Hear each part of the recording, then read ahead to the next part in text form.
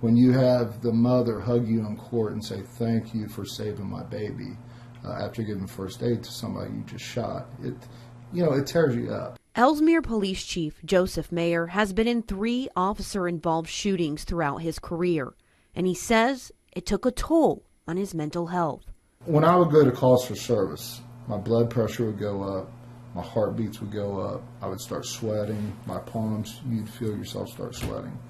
But a couple of those times, I had to be hospitalized with panic attacks. Chief Mayer says he reached out for help, but he knows 2 officers who died by suicide.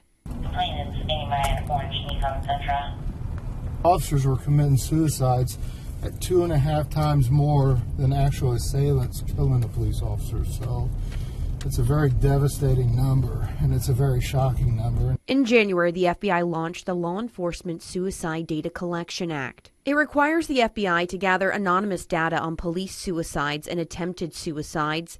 But Section Chief Scott Schubert says from January to June of this year, only 7 incidents of death by suicide were reported. This is important. This is how it will help our profession. This will help the agencies. This will help their families, because we have to do everything we can to learn why it's happening.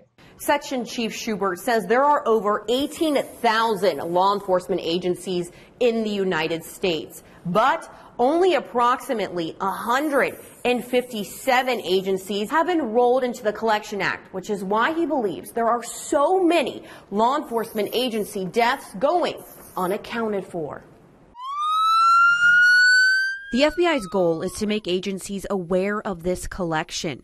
Chief Schubert says he understands the importance of reporting data, being a 30-year law enforcement veteran. You personally ever suffered from, depression, anxiety? Yeah, I was depressed. I mean, I worked in the street and saw a lot of violence. We deal with stabbings, rapes, shootings, hangings, you name it, the most unimaginable things that people see, we have to see.